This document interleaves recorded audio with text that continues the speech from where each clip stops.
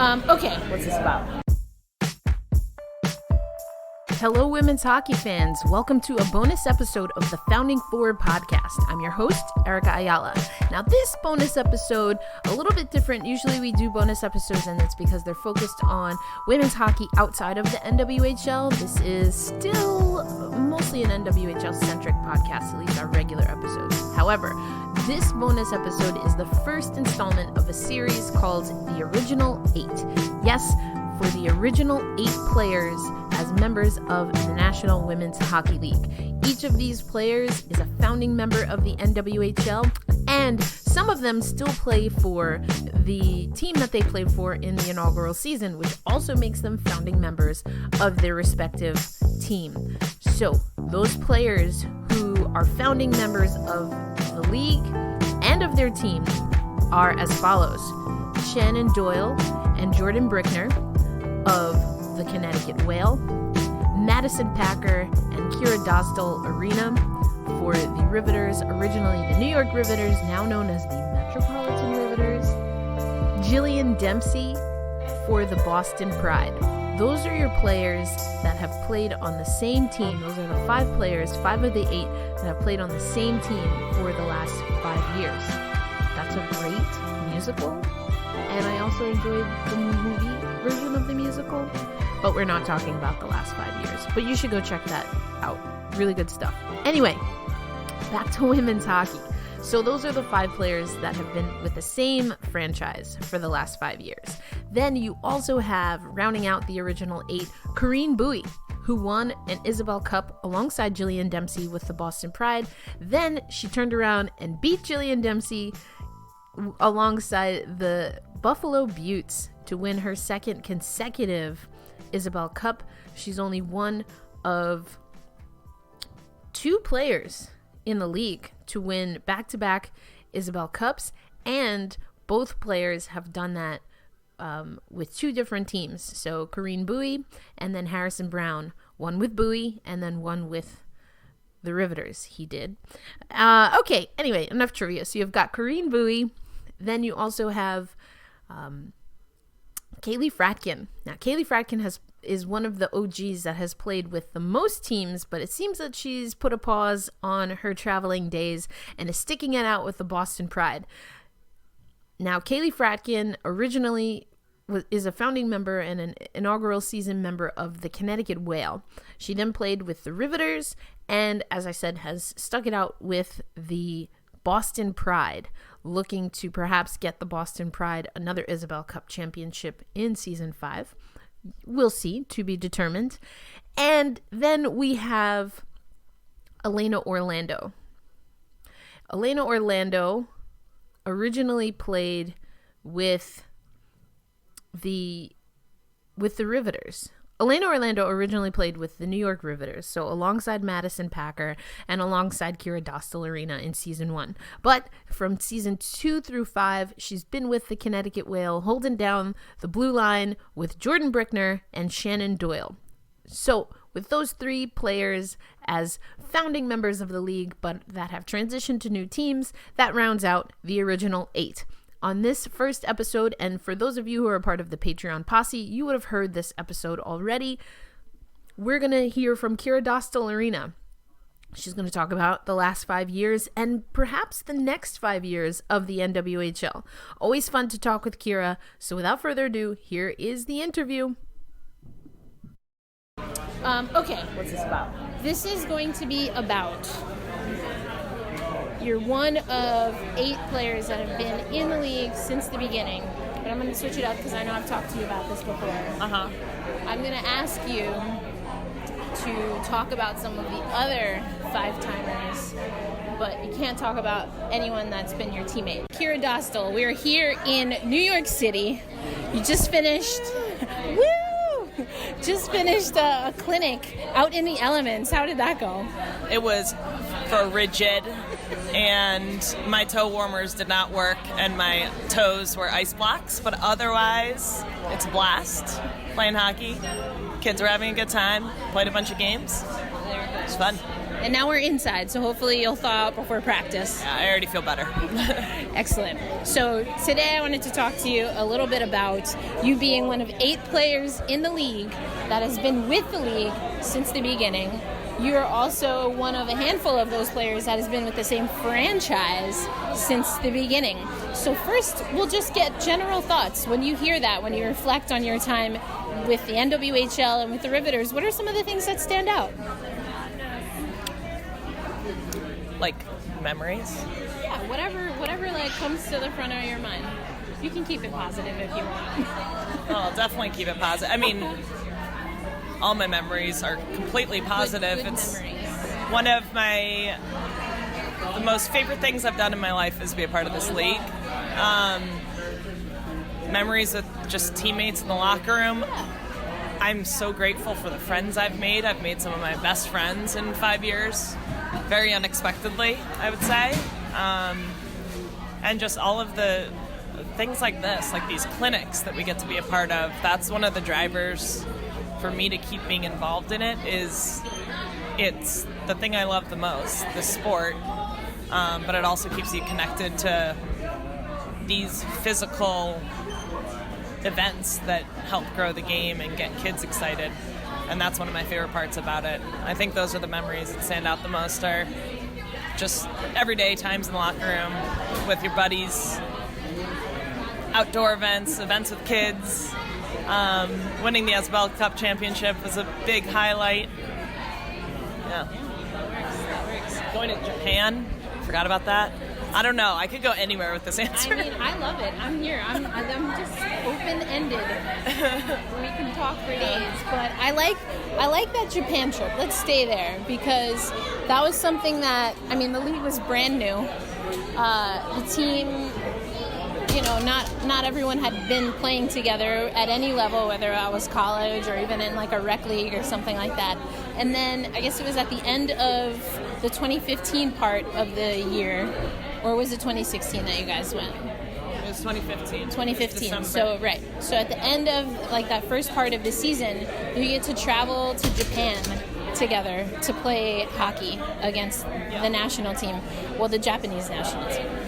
What do you remember when you were like told, like, hey, Riveters, you're gonna go to Japan? Like, what was your first memory of what your reaction was? Do you know the feeling when, like,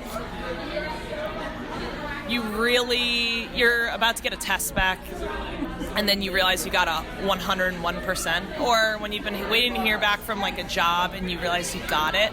It was that level of excitement. It was as if the email message was highlighted, and it was just the most exciting thing to hear. I love traveling, and to do it through hockey is so special, and to do it through Team Japan, who's hosting us like we're royalty, is you really get a feel for the culture in a way that you wouldn't as a tourist. So it was amazing.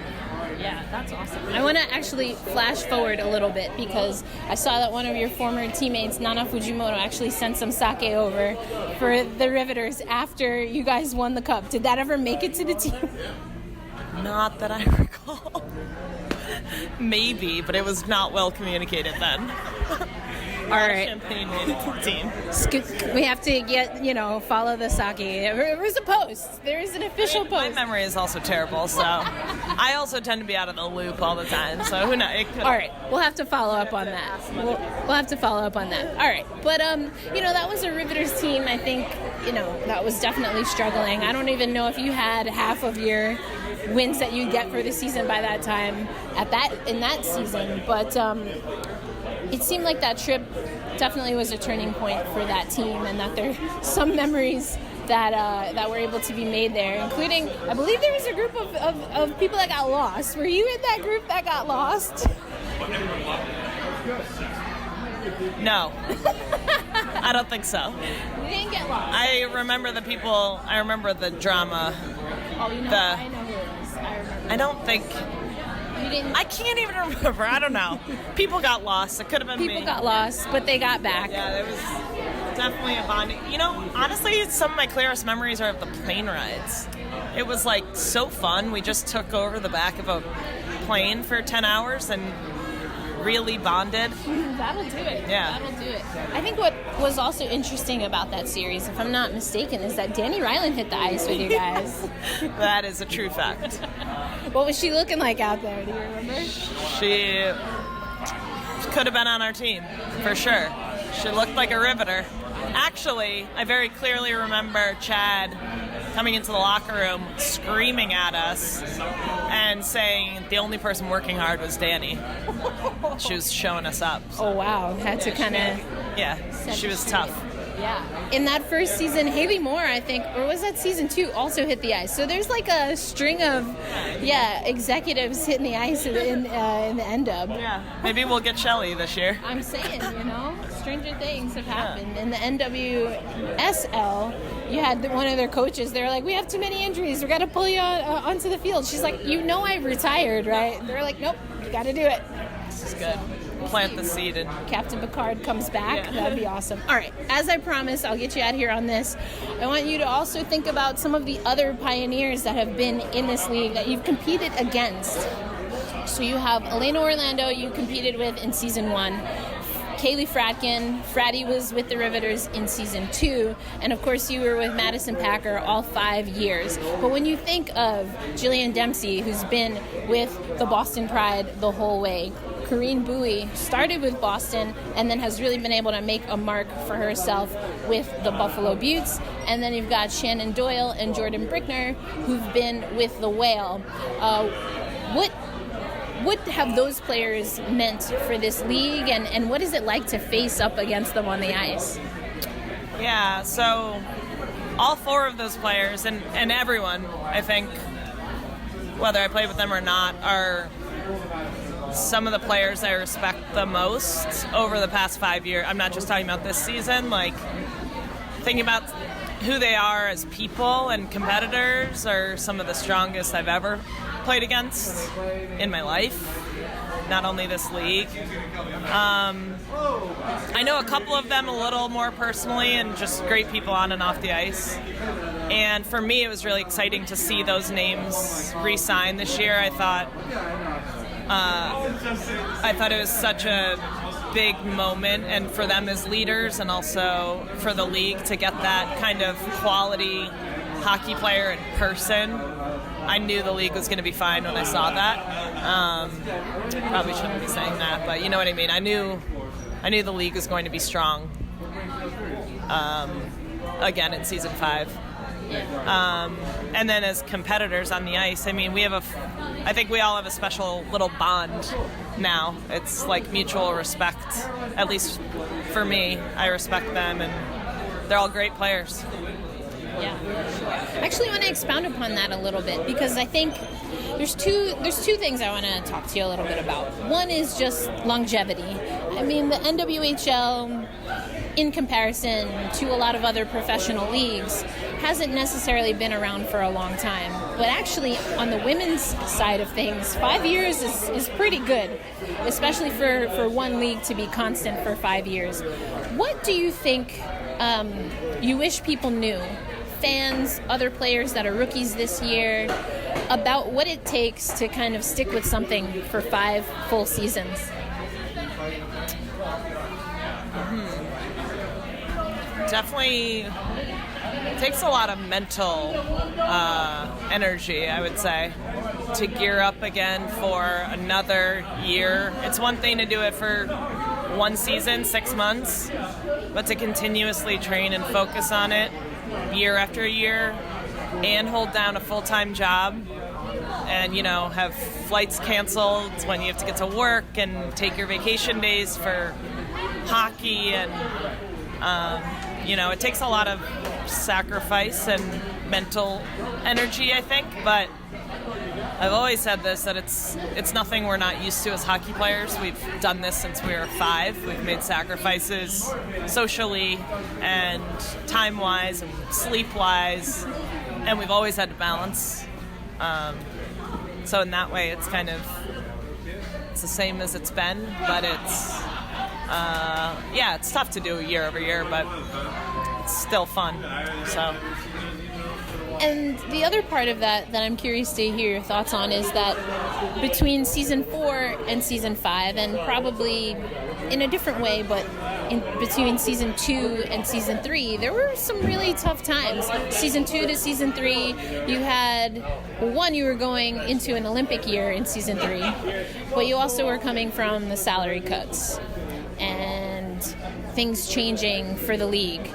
And then again, we saw that the landscape of women's hockey changed a lot this past offseason going into season 5. So similar question, what would you like people to kind of understand, and what are pieces of the conversation that you'd really like to highlight and illuminate when it comes to overcoming those and still sticking it out and still showing up and doing all the things you just said that it takes to be a 5-timer? Yeah, I think some of those harder times really make you kind of think about why you're doing this. Is it for yourself, or is it for something bigger? Like for the salary cuts, for example, that was awful news for everyone in the room. For some people, it was, it was a really big deal.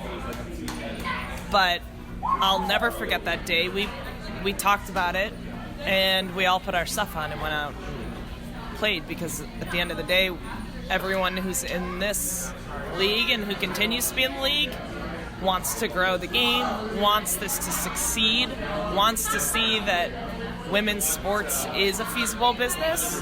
And obviously we're going to hit bumps. Of course we are. This can't possibly be perfect. It takes a ton of work to get something like this up and running and then sustain it. So I guess when the challenges come, it's not a surprise, but it's more a reason to, dig your heels in deeper and commit to what you want to see happen. So for me, that was the same this year. The landscape is totally different, and it forces you to think about, what do I believe is the right thing to do, and what do I believe is the best way to develop women's sports. And I believe it's to stand behind the women who are building this, and blood, sweat, and tears to build it from the ground up as women. And I think we work really hard for what we get, and that's the way I think it should be done. And I also, personally, I don't mind the sacrifice of balancing a full-time job and playing hockey. I think it's sort of a blessing at this time in the game's where the game's at, because I don't see how we're going to jump from nothing to salaries that compete with other careers.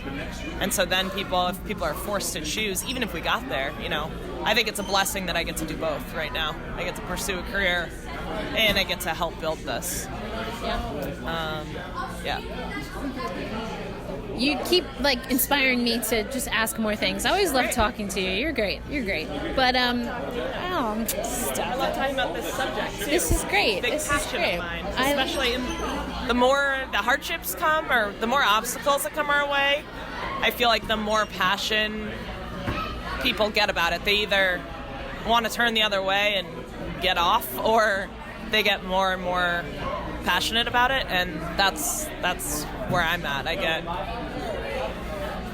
more energy behind it. Yeah. So with that, if you allow yourself to look 5 years into the future, and someone were to sit and ask you a similar series of questions about the NWHL, what do you hope people can say about where the league is as far as just its own growth, where it is regionally, if it's been able to expand, and where you see yourself fitting into that? So 5 years, I think the only thing, what I hope is that it continues to see growth, and that they continue to have the wins that they've had year after year. I'm sure they'll also be facing huge obstacles, but I would hope that there's just a steady increase, a steady building upon the year before. And if there's that, then that would be successful to me. I've told Danny and Haley this a million times. I want to be a part of this however I can. So depending on how the league develops and where it is, I'd be happy doing it.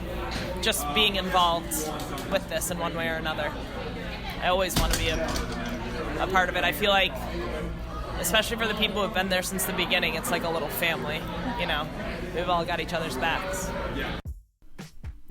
Want to once again thank Kiira Dosdall-Arena for sitting down for that interview. That was right after she got off of the ice at the Riveters December outdoor practice, which was right before their outdoor game. Actually, Kiira was not at that game, but we had another OG from the Riveters, Ashley Stretch Johnston, was there in Buffalo for a PTO and then eventually, I should say, signed for the season. Anyway, Kiira Stretch and the Riveters will be back in action this coming weekend as they travel out to Minnesota to take on the Minnesota Whitecaps in the semifinals of the Isabel Cup Playoffs 2020 edition.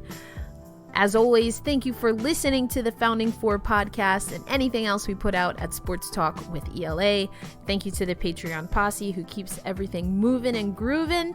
And for those that listen, like, share, we appreciate it. Now we're looking for the ratings and the reviews, folks. Really take the Founding Four podcast to the next level. So be on the lookout for a regular episode where we're going over the regular season. We have award season coming up. I'll give you my ballot and how I voted for the end of season awards. We have a few foundation award winners and stuff like that. 3 stars of the season as voted by the fans. We'll go over that. And then we'll go over the previews of the Isabel Cup playoffs, including the play-in game between the Buffalo Beauts and the Connecticut Whale. Beauts have never found themselves in this position. They've always made the playoffs. And I guess technically they did again this year, but will they make the semifinals? They've always made the semifinals. Since we have the Whitecaps now, we have a play-in game. Will they be able to advance? Only time will tell. So we'll review all of that. But until next time, folks, thanks for listening to the Founding Four Pod, and I'll catch you soon.